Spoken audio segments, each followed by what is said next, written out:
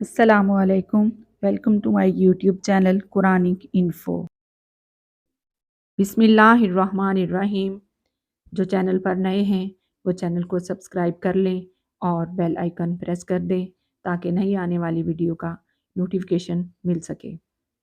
بہت شکریہ آپ نے میری ویڈیو دیکھنے کے لیے وقت نکالا، جزاک اللہ۔ اپنی آج کی ویڈیو کی طرف چلتے ہیں۔ آج کی ہماری ویڈیو ہے سورہ نحل کے بارے میں۔ سورہ نحل کا تعارف، مضامین اور مقامی نزول، اور اس کے بعد سورہ نحل کی مناسبت۔ بسم اللہ الرحمن الرحیم۔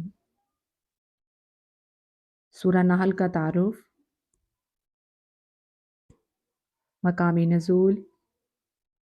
سورہ نحل مکہ مکرمہ میں نازل ہوئی ہے، البتہ آیت فَعَاقَبُوا بِمِثْلِ مَا عُوقِبْتُم بِهِ سے لے کر سورت کے آخر تک جو آیات ہیں وہ مدینہ طیبہ میں نازل ہوئیں۔ نیز اس بارے میں اور اقوال بھی ہیں۔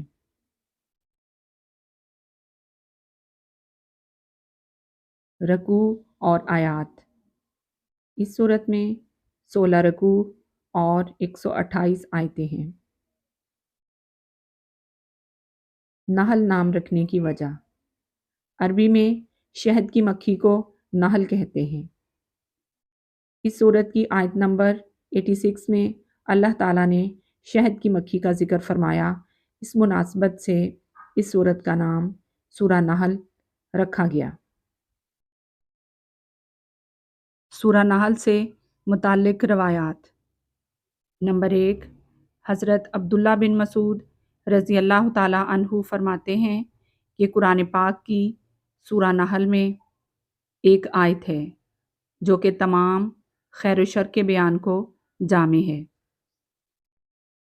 اور وہ یہ آیت ہے: ان اللہ یامر بالعدل والاحسان وایتاء ذی القربی وینہی عن الفحشاء والمنکر والبغی یعظکم لعلکم تذکرون۔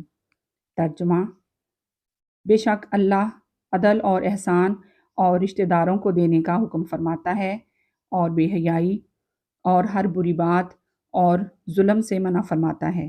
وہ تمہیں نصیحت فرماتا ہے تاکہ تم نصیحت حاصل کرو۔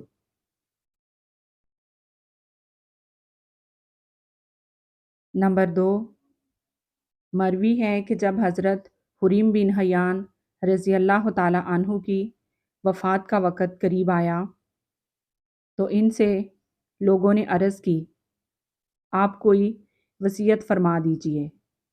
آپ رضی اللہ تعالیٰ عنہ نے فرمایا، میں تمہیں سورہ نحل کی اس آیت ادعو الی سبیل ربک بالحکمہ سے لے کر سورت کے آخر تک بیان کی گئی باتوں کی وصیت کرتا ہوں۔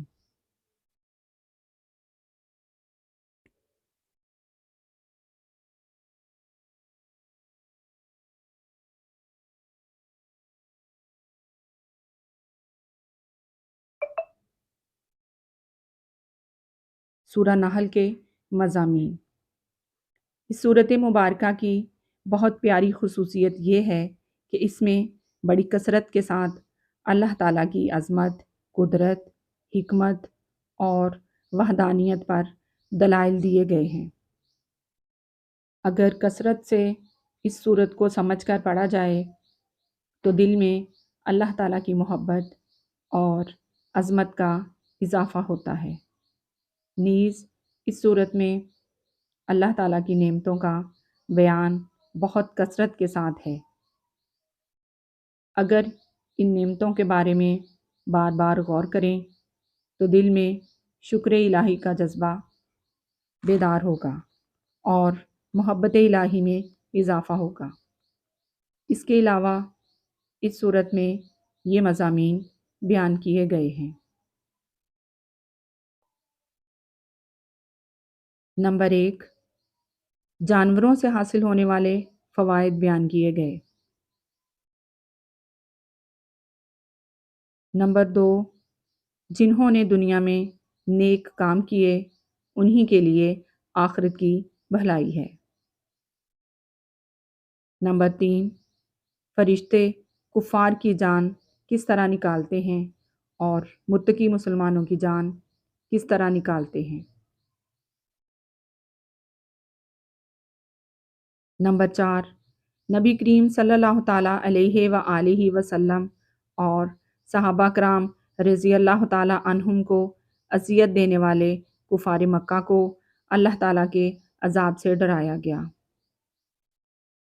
نمبر 5، بیٹی کی ولادت پر کفار کا طرز عمل بیان کیا گیا۔ نمبر 6، حشر کے میدان میں کفار کی بری حالت ذکر کی گئی۔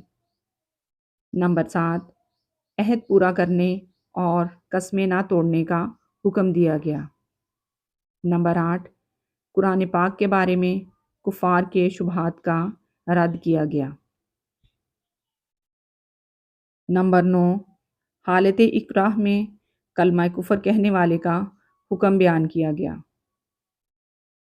نمبر 10، اپنی طرف سے چیزوں کو حلال یا حرام کہہ کر اس کی نسبت اللہ تعالیٰ کی طرف کرنے کی ممانعت فرمائی گئی۔ نمبر 11، حضرت ابراہیم علیہ السلام کی شان بیان فرمائی گئی۔ نمبر 12، نیکی کی دعوت دینے کے انتہائی اہم اصول بیان کیے گئے۔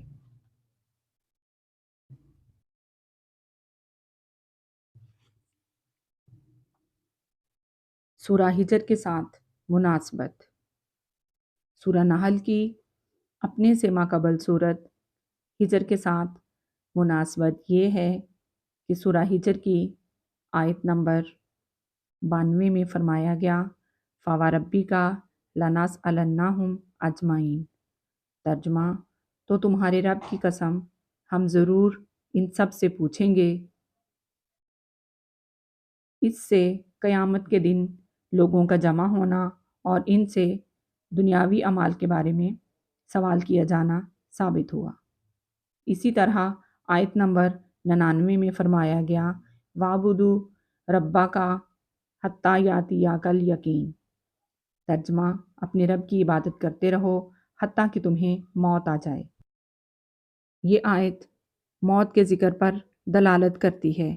ان دونوں آیات کی سورہ نحل کی پہلی آیت سے مناسبت ہے کہ اس میں بھی قیامت قائم ہونے کا ذکر کیا گیا۔ ایسی مزید انفارمیٹیو ویڈیوز کے لیے چینل کو سبسکرائب کر لیں اور بیل آئیکن پریس کر دیں تاکہ ہر آنے والی نئی ویڈیو کا نوٹیفیکیشن آپ کو ٹائم پہ مل سکے۔ جزاک اللہ۔